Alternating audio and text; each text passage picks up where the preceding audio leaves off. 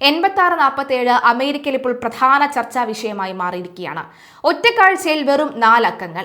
പക്ഷേ അതിന്റെ പേരിൽ US പ്രസിഡന്റ് ട്രംപിനെ വധിക്കാൻ ആഹ്വാനം നടത്തിയെന്ന കുറ്റത്തിന് കോടതി കയറുകയാണ് US federal bureau of investigation മുൻ ഡയറക്ടർ കൂടിയായ ജെയിംസ് കോമി. മുൻപേ ട്രംപിന്റെ നോട്ടപ്പുള്ളിയായ കോമിയെ അറസ്റ്റ് ചെയ്ത് ജാമ്യത്തിൽ വിട്ടയച്ചിരുന്നു. 2025 മെയ്യിൽ ബീച്ചിൽ കക്കയുടെ പുറംതോടുകൾ ഉപയോഗിച്ച് 86-47 എന്ന അക്കങ്ങളുടെ മാതൃക ആരോ ഉണ്ടാക്കി വെച്ചിരിക്കുന്നതിന്റെ ചിത്രം കോമി കൂൾ ഷെൽ ഫോർമേഷൻ എന്ന അടിക്കുറിപ്പോടു കൂടിയാണ് ഇൻസ്റ്റയിൽ പോസ്റ്റ് ചെയ്തത്. പക്ഷേ സംഭവം അത്ര കൂളായിരുന്നില്ല. അമേരിക്കയിൽ ഒരാളെ കൊന്നുകളയുക എന്നതിന് ഉപയോഗിക്കുന്ന കോഡ് ആണ് ഈ 86 എന്ന് പറയുന്നത്. ഭക്ഷണശാലകളിലും മറ്റും ഒരു വിഭവം തീർന്നു എന്ന് സൂചിപ്പിക്കാനാണ് 86 എന്ന കോഡ് ഉപയോഗിച്ച് തുടങ്ങിയത്. ബിരിയാണി 86 അല്ലെങ്കിൽ ബിരിയാണി 86 എന്ന ബോർഡ് കണ്ടാൽ ബിരിയാണി തീർന്നു എന്നാണ് അർത്ഥം. US-ന്റെ 47ാം പ്രസിഡന്റാണ് ട്രംപ്.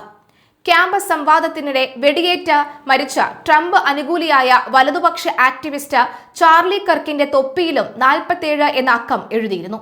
അപ്പോൾ 2 അക്കങ്ങളും കൂട്ടി വായിച്ചാൽ ട്രംപിനെ തീർത്തു കളയുക എന്ന അർത്ഥമുണ്ടെന്നും വ്യാഖ്യാനിച്ചാണ് കോമിക്കെതിരെ കഴിഞ്ഞ ദിവസം കേസെടുത്തതും അറസ്റ്റ് ചെയ്തതും. സംഭവം വിവാദമായതോടുകൂടി താൻ അങ്ങനെ ഉദ്ദേശിച്ചിട്ടല്ല എന്നും പറഞ്ഞ് കോമി പോസ്റ്റ് പിൻവലിച്ചു. പക്ഷേ നിരന്തര വിമർശകനായ കോമിയെ തീർക്കാൻ ട്രംപ് തീരുമാനിച്ചു. 10 വർഷം വരെ തടവ് ശിക്ഷ ലഭിക്കാവുന്ന കുറ്റങ്ങളാണ് ചുമത്തിയിട്ടുള്ളത്. കേസ് രാഷ്ട്രീയ പകപോക്കലാണെന്നും നീതിന്യായ വ്യവസ്ഥയിൽ വിശ്വാസമുണ്ടെന്നും കോമി സമൂഹമാധ്യമത്തിൽ പ്രതികരിച്ചു. 2013 മുതൽ 2017 വരെ ഈ FBI ഡയറക്ടറായിരുന്ന ജെയിംസ് കോമി ശത്രുവിന് ഹൃദയസ്തംഭനം ഉണ്ടാകാതിരിക്കട്ടെ എന്ന വാക്കോടെയാണ് ഇറാൻ തങ്ങളുടെ പുതിയ ആയുധത്തെക്കുറിച്ച് സൂചന നൽകുന്നത്.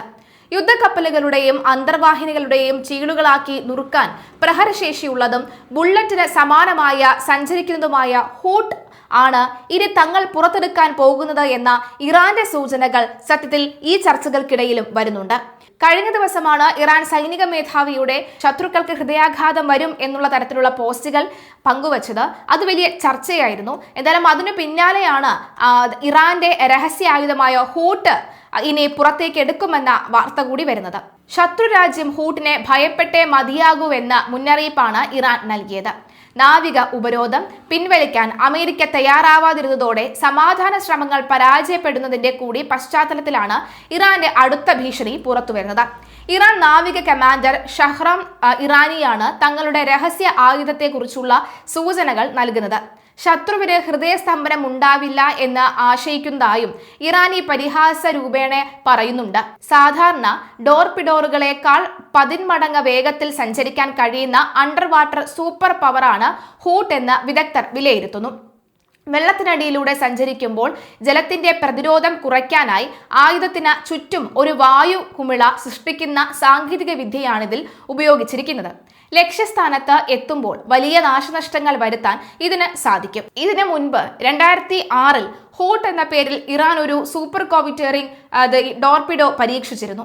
ഇതിന്റെ കൂടുതൽ പരിഷ്കരിച്ച രൂപമായിരിക്കാം ഇപ്പോൾ ഇറാൻ പുറത്തെടുക്കാൻ ഒരുങ്ങുന്നത് എന്നാണ് കരുതപ്പെടുന്നത്. ലോകത്തിൽ ഇന്നേ വരെ കണ്ടുപിടിച്ചതിൽ ഏറ്റവും വേഗതയേറിയ ആയുധമാണ് ഹൂട്ട് എന്നാണ് ഇറാൻ അവകാശപ്പെടുന്നത്. പേർഷ്യൻ ഭാഷയിൽ ഹൂട്ട് എന്ന വാക്കിനർത്ഥം തിമിംഗലം എന്നാണ്. റഷ്യയ്ക്ക് ശേഷം സൂപ്പർ കാവിറ്റേറിയൻ ടോർപിഡോ എന്നറിയപ്പെടുന്ന ആയുധം കൈവശം വച്ചിരിക്കുന്ന 2ാമത്തെ രാജ്യമാണ് ഇറാൻ. റഷ്യയുടെ സ്വന്തം പതിപ്പായ VA-111 ഈ ഷെക്വാലിന് സമാനമാണ് ഈ ഹൂട്ട് എന്ന് പറയുന്നത്. പരമ്പരാഗത ടോർപിഡോറുകൾക്ക് മണിക്കൂറിൽ 60 മുതൽ 100 കിലോമീറ്റർ വേഗതയാണുള്ളത്.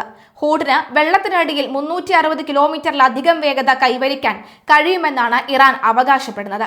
ഇറാനെതിരായ യുദ്ധത്തിൽ അമേരിക്കയുടെ നടപടിയെ പ്രതിരോധിച്ച പ്രതിരോധ സെക്രട്ടറി പീറ്റ് ഹെഗ്സെത്ത് US കോൺഗ്രസിലാണ് പീറ്റ് ഹെഗ്സെത്തും പെന്റഗൺ നേതൃത്വവും സൈനിക നടപടിയെ പ്രതിരോധിച്ചുള്ള വാദങ്ങൾ ഉയർത്തിയത്. ഇറാൻ യുദ്ധത്തെക്കുറിച്ച് കടുത്ത ചോദ്യങ്ങളാണ് US കോൺസൽ പീറ്റ് ഹെഗ്സെത്ത് നേരിട്ടത്. യുദ്ധം എന്തിനായിരുന്നുവെന്നാണ് ജനപ്രതിനിധികൾ ചോദിച്ചത്. ഈ ഘട്ടത്തിൽ അമേരിക്കയുടെ ഏറ്റവും വലിയ പ്രതിയോഗികൾ ഡെമോക്രാറ്റുകളും ചില റിപ്പബ്ലിക്കൻ അംഗങ്ങളുമാണെന്ന് പീറ്റ് ഹെഗ്സെത്ത് US കോൺഗ്രസിൽ ആരോപിച്ചു. ക്യാപിറ്റോൾ മന്ദിരത്തിൽ പീറ്റ് ഹെഗ്സെത്തിനെതിരെ പ്രതിഷേധവും നടന്നു. ഇറാനുമായുള്ള യുദ്ധം അമേരിക്കയെ സംബന്ധിച്ച് വലിയൊരു പ്രതിസന്ധിയോ അല്ലെങ്കിൽ ചതുപ്പിൽ താഴ്ന്നതുപോലെയുള്ള അവസ്ഥയോ അല്ലെന്നാണ് പീറ്റ് ഹെഗ്സെത്ത് വിശദമാക്കിയത്. മലയാളി വാർത്താ plus, like, share and subscribe.